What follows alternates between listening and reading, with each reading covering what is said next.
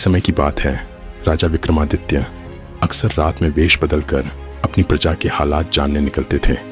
वह अपने सच्चे प्रेम से भरे दिल के साथ सड़कों पर घूमते थे।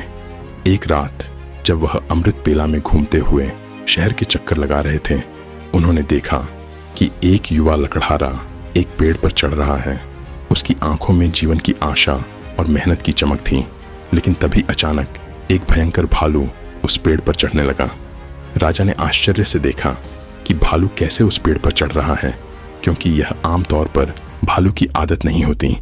युवा लकड़हारे ने जब भालू को देखा तो उसकी धड़कनें तेज हो गईं। डर के मारे उसने पेड़ की शाखा छोड़ दी और सीधे धरती पर गिर पड़ा। उसकी जान चली गई। वहीं भालू ने पेड़ से नीचे उतरते ही अपनी असली पहचान बदल ली और एक खूबसूरत लड़की का रूप धारण कर लिया।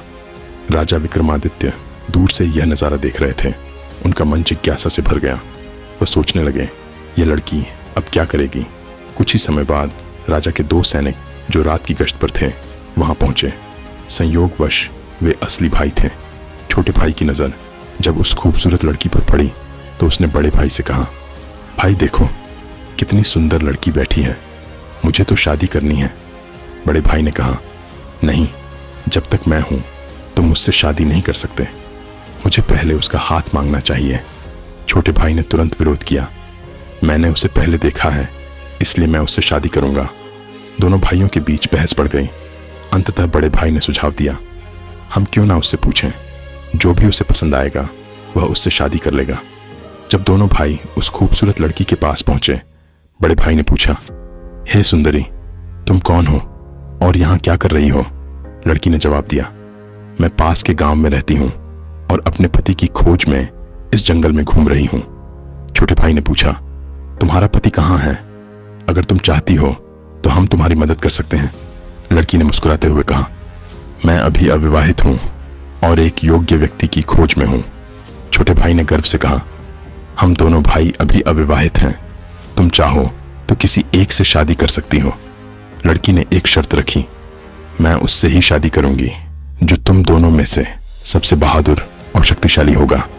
यह सुनकर दोनों भाइयों में लड़ाई शुरू हो गई। अपनी बहादुरी साबित करने के लिए उन्होंने अपनी तलवारें निकाली और एक दूसरे को घातक चोटें पहुंचाईं।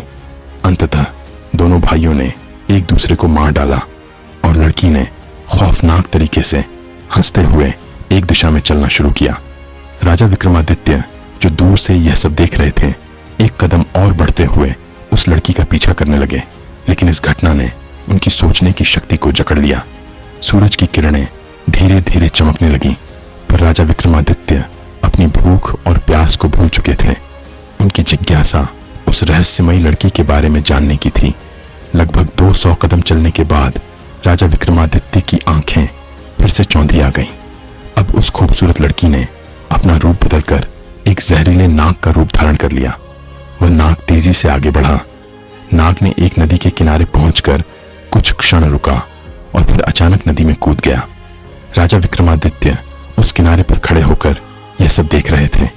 थोड़ी ही देर में नाग ने एक नाव पर छलांग लगा दी, जिसमें लगभग 20 से 25 लोग सवार थे। जैसे ही नाग ने नाव में प्रवेश किया, वहां अफरा तफरी मच गई। लोग अपनी जान बचाने के लिए नदी में कूद पड़े। जो तैरना जानते थे वे तैरकर किनारे तक पहुंच गए और जो नहीं जानते थे वे डूबकर मर गए। कुछ समय बाद नाग फिर से नदी से बाहर आया और नदी के किनारे चलने लगा। विक्रमादित्य ने उस नाग का पीछा करना जारी रखा। कुछ दूर जाने के बाद राजा विक्रमादित्य ने फिर से देखा कि वह नाग एक वृद्ध ब्राह्मण के रूप में बदल गया है। राजा ने सोचा, अब यह सही समय है। इस रहस्यमय प्राणी से जानकारी प्राप्त करने का विक्रमादित्य तेज कदमों से उस ब्राह्मण के पास पहुंचे और हाथ जोड़कर नमस्कार किया। वृद्ध ब्राह्मण ने भी हाथ उठाकर अभिवादन स्वीकार किया और आशीर्वाद दिया। राजा विक्रमादित्य ने वृद्ध ब्राह्मण से पूछा, हे ब्राह्मण देव, तुम कौन हो? ब्राह्मण ने निराशा से कहा, क्या तुम नहीं देख सकते? मैं एक ब्राह्मण हूं। राजा ने फिर से कहा, तुम झूठ बोल रहे हो, तुम ब्राह्मण नहीं हो, है ना? ब्राह्मण ने चिढ़ते हुए कहा, फिर तुम मुझे बताओ मैं कौन हूं? राजा ने कहा, तुम वह नहीं हो जो तुम दिखते हो।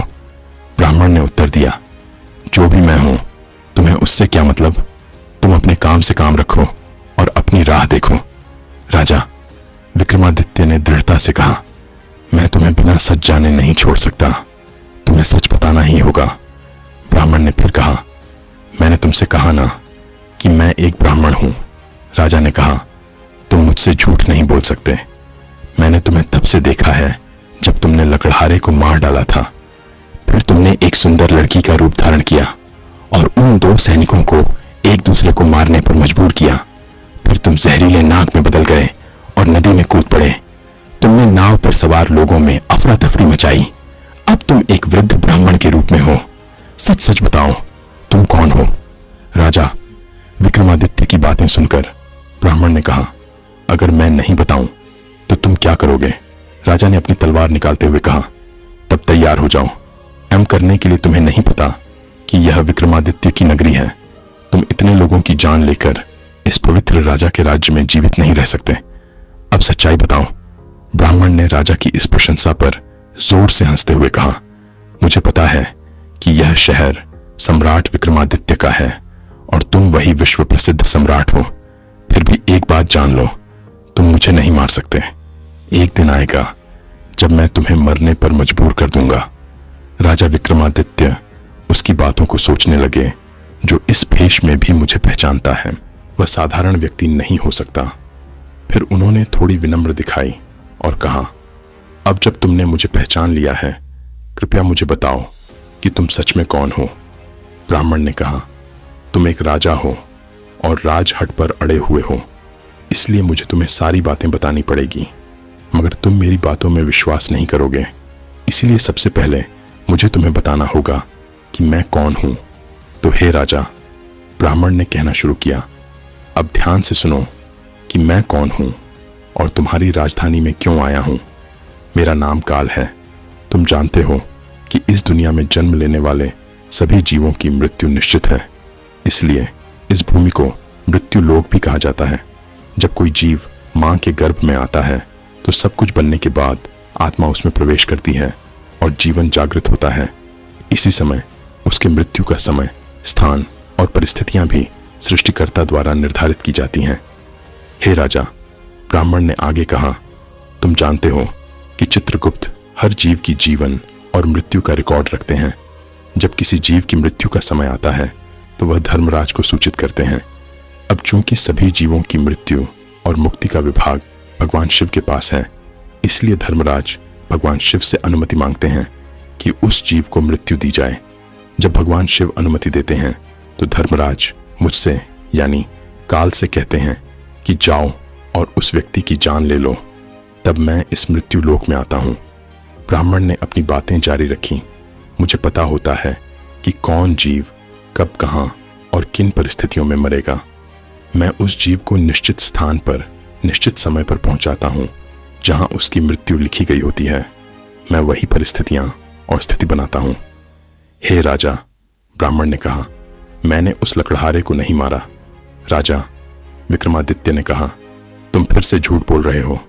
मैंने अपनी आंखों से देखा कि तुम उस लकड़हारे की मृत्यु का कारण बने।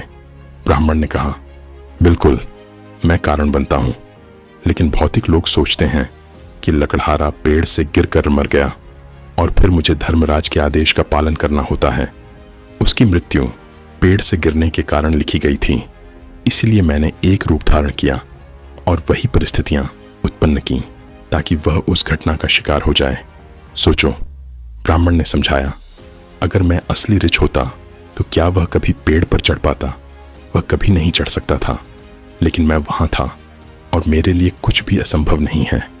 अगर हम उन सैनिक भाइयों की बात करें तो मैंने उन्हें भी नहीं मारा, क्योंकि उनकी मृत्यु एक दूसरे के हाथों लिखी गई थी।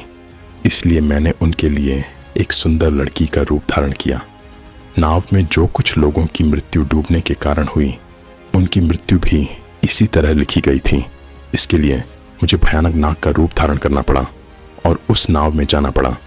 ब्राह्मण ने राजा की ओर देखा और कहा, हे राजा, मुझे लगता है कि अब तुम समझ गए होगे कि मैं कौन हूं और क्यों आया हूं, और तुमने यह भी समझ लिया होगा कि समय, स्थान और परिस्थितियों का भौतिक जीवन में कितना महत्वपूर्ण रोल होता है। राजा विक्रमादित्य ने काल के रूप में उपस्थित बूढ़े ब्राह्मण की बातें ध्यान से सुनी और उनके चेहरे पर गंभीरता छा गई। काल ने कहा, हे राजा, अब मैं जा रहा हूं। राजा विक्रमादित्य ने विनम्रता से कहा, हे कालदेव, आपने मुझे बहुत अच्छी जानकारी दी है, जिसके लिए मैं आपका धन्यवाद करता हूं। कृपया जाने से पहले मेरा एक और सवाल का जवाब दें। काल ने कहा, पूछो, जो भी पूछना है जल्दी पूछो, क्योंकि मेरे पास यहां रहने का ज्यादा समय नहीं है। राजा ने पूछा, कृपया बताएं, कब और कहां और कैसे मेरी मृत्यु होगी। कालदेव ने उत्तर दिया, हे राजेंद्र, मैं तुम्हें बता सकता हूं कि तुम कहां और कैसे मरोगे, लेकिन कब मरोगे यह नहीं बता सकता। राजा विक्रमादित्य ने आश्चर्य से पूछा, हे कालदेव, मृत्यु का समय बताने में तुम्हारी क्या आपत्ति है। काल ने गंभीरता से कहा, हे राजा, अगर मैं तुम्हें समय पहले से बता दूं तो तुम इसी पल से चिंता करने लगोगे, और तुम जानते हो चिंता चिता के समान होती है। अभी तुम्हें अपने शासन में कई शुभ कार्य करने हैं और लोगों के कल्याण के लिए महान कार्य करने हैं। राजा विक्रमादित्य ने संतोष से कहा, ठीक है, अगर समय नहीं बता सकते तो कम से कम मुझे बताएं कि मैं कहां और कैसे मरा जाऊंगा। काल ने कहा, सुनो राजन, तुम्हारी मृत्यु तुम्हारे अपने महल में सीढ़ियों से फिसल कर होगी। यह सुनकर राजा विक्रमादित्य की आंखें चौड़ी हो गईं। काल ने अपनी बात कहकर तेजी से एक दिशा में चलना शुरू किया और कुछ दूरी पर वह अदृश्य हो गया। अब तक सूर्यदेव भी अस्त हो चुके थे और चारों ओर अंधेरा छा गया था। राजा विक्रमादित्य अब शारीरिक और मानसिक रूप से थक चुके थे। अपने मन में गहरी सोच के साथ उन्होंने तेज कदमों से अपने महल की ओर बढ़ना शुरू किया। दोस्तों, आज की कहानी ने हमें एक गहरे सत्य से अवगत कराया कि काल किसी का इंतजार नहीं करता। चाहे राजा विक्रमादित्य हो या हम, हर किसी के जीवन में समय और परिस्थितियों की महत्वपूर्ण भूमिका होती है। इसलिए जीवन को संजीवनी की तरह जिए और हर पल का सम्मान करें। अगर आपको हमारी यह कहानी पसंद आई हो तो कृपया वीडियो को लाइक करें, अपने विचार कमेंट में शेयर करें। याद रखें, हर दिन एक नया अवसर है, इसे बेकार मत जाने दें। आपका धन्यवाद।